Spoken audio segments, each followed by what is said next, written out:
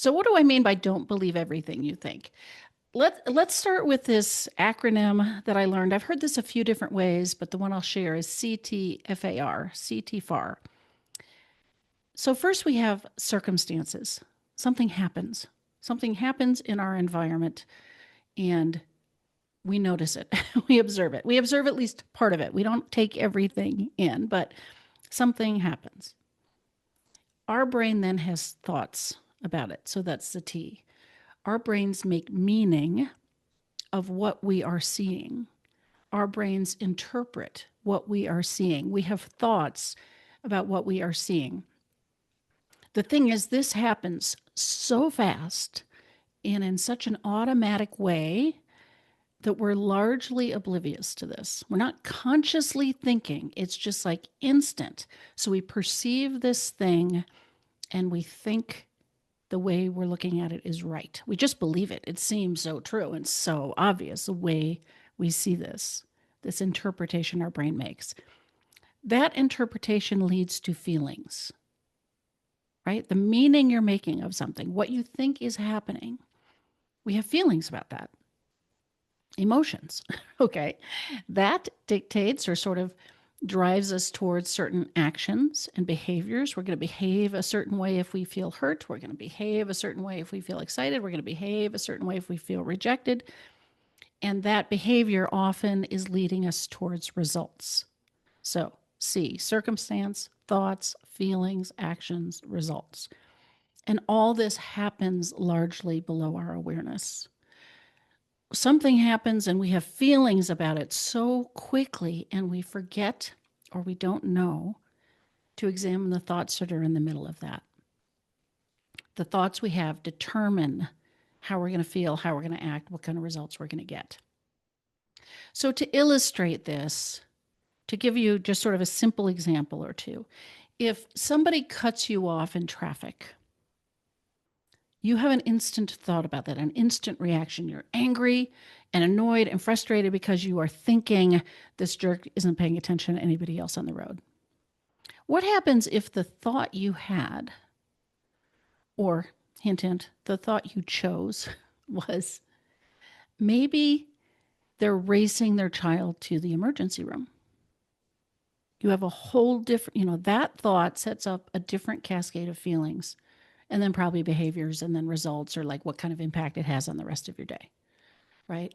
Or maybe you think they're teaching their teenager to drive, or maybe you think they have a wedding cake in the back seat. Whatever it is, it isn't necessarily true that this person is just not paying attention to anyone else on the road.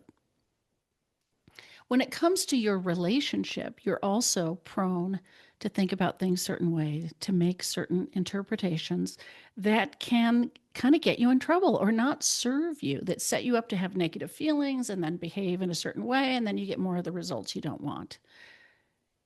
So if somebody, I don't know, leaves their socks on the floor, if what you're thinking about that, if the meaning your brain makes is they're disrespecting me. They have no care or consideration for me. They're not thinking about me at all. They just expect me to pick up after them. I mean, you can hear it, right?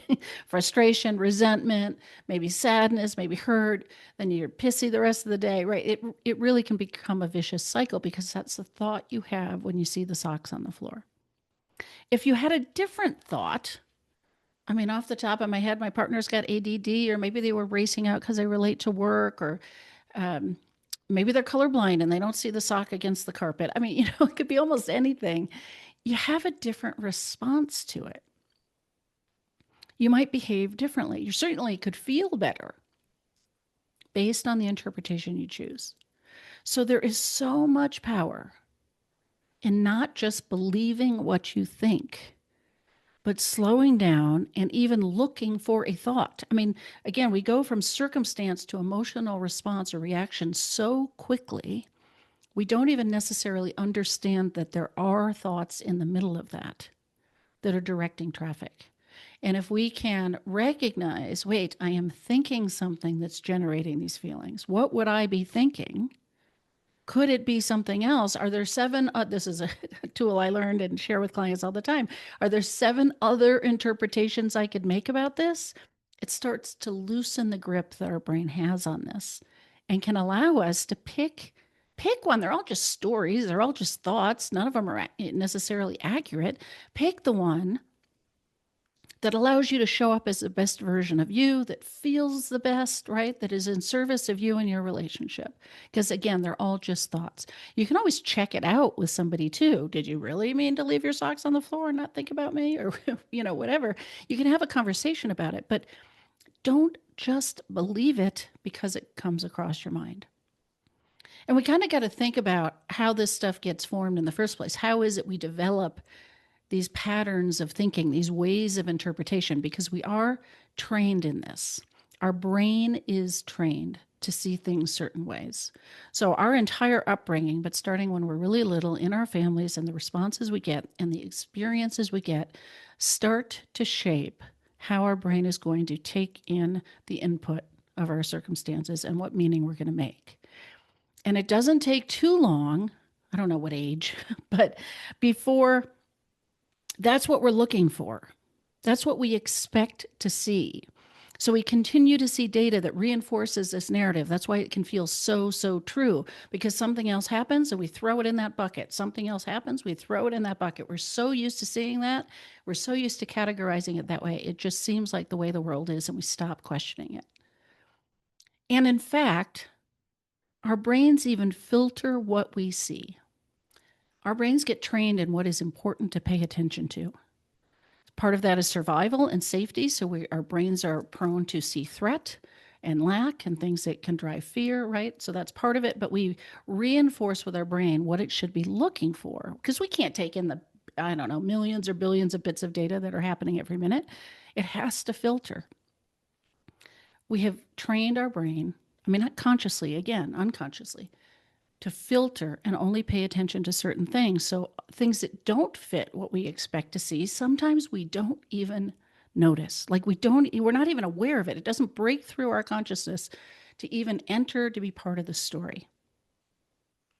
There is a video, I will try to find it. I have this in my course. It was this amazing experiment done by somebody. I cannot remember who. I will look it up. I'll put the link in the notes here. And actually, it's going to be a spoiler because I'm going to describe what happens before you even see it. So in some ways, that's not fair. But anyway, there's a video.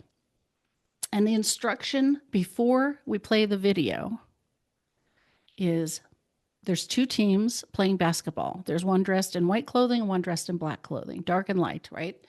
And you're supposed to concentrate on the white team, the team wearing white clothing. How many times do they pass the ball to each other?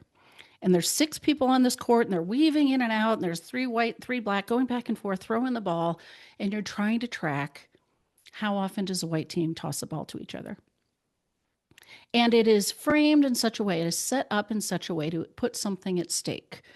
Who pays better attention, men or women, or something like that? So you're really invested, focused on the white team and how often are they passing the ball.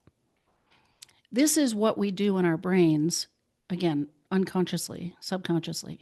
Our brain gets trained. Focus on the white team, focus on the white team, focus on the white team. Our brain has been trained to pay attention to what it thinks is important and to neglect the rest. So you go and you're focusing on the white team. When you actually watch the video and you count the passes, and there's, 15, 16, 17, something like that, and you're so proud of yourself because you watched every single one and you caught every time that white team passed the ball. When you replay the video without that instruction and without that focus, with more of an open mind, and you watch the whole thing, it's amazing what happens. Because there was a guy dressed in a gorilla suit, weaving in and out with all these basketball players, blending into the black team, and you don't even see it. I don't know what the stats are. In my own experience, it's like 99% of the people never see the gorilla until they go back and watch it later. So some brains maybe do, or they don't buy into the premise or whatever. You don't see it. It's kind of mind-boggling. So when you go back to this video and you watch it and the gorilla's there, it's like, was that the whole time? This is a trick, right? How could I not see this huge guy in a gorilla suit going through the whole thing that I just watched? This is what our brain does. It is a powerful example of how we train our brains to pay attention to certain things and not pay attention to other things like a huge guy in a gorilla suit and how effective it can be at that. We're not responsible for this. It's not our fault. This is how neuroscience works. Our brain has to be mostly automated. So we filter what we even see or what breaks through. We have this instant interpretation based on our life experience, and off we go with feelings, with actions and results. So again, one of the most powerful things you can do is like question your reality in a way. Be aware and conscious and willing to look at, to consider that maybe I don't take everything in. Maybe there's stuff my brain doesn't pay attention to. Maybe there's meaning I'm making that seems so obvious to me and so right. And I am so sure about what happened and why. And question that. Don't believe everything you think. If you can go back and identify, what was I thinking? How did I interpret this? What meaning did I give it? What if that's not true? What if there are other explanations? Could I hold that more loosely and at least have a conversation with my partner and not be so sure that I'm right? This leads to one more way to use this, which is for so many of the couples I work with, they argue over facts. They're arguing over who said what, when, and how, and they're arguing about this thing that happened and who remembers it correctly. The bottom line is probably neither one of you remember it correctly because you each have your filters and then you each have your interpretations. So in some ways, we are all living in an abstraction of reality or a subset of reality, and then we're interpreting it. So rather than argue about what happened and who's right and who's got the better memory, and because again, your brain, you're going to be sure about what you remembered. And you might even say, I know I've got this right. I remember it because it struck me so significantly in the moment. And but you only remember it after it's been filtered and after it's been interpreted. So if you can slow down and don't argue about the facts, but understand how each person saw it and how they felt about it and how they reacted to it, you don't have to agree with that, but that's what the person went through. You can have compassion for that, and they can for you. If you can kind of see it as like both of these realities can be on the table at the same time, both have validity, and both are probably equally distorted from what would have ever happened in the first place. The facts don't matter as much as what we did with what we thought happened. Now, there are certain facts. If a video camera would catch it, somebody hit another person, a video camera would see that. Okay. So I'm not talking about like you're totally crazy or there's no reality or whatever. But besides the things that a video camera would capture, it's really hard to know that there are any other facts. You cannot know what someone's interpretation was. You cannot know for sure. Your memory of what they said might be distorted from what the video camera got. And you certainly can't know what's going on inside of them. So again, just be willing to challenge your own brain's automations. Just hold it loosely. Be curious about it. Have compassion for your partner. Reach each other in that space. It actually is a really nice place to connect and get to know each other better. And don't blame each other for your filters. Don't blame yourself. This is stuff that got developed as we grew up. All we can do is try to live with it the best we can now and accommodate it.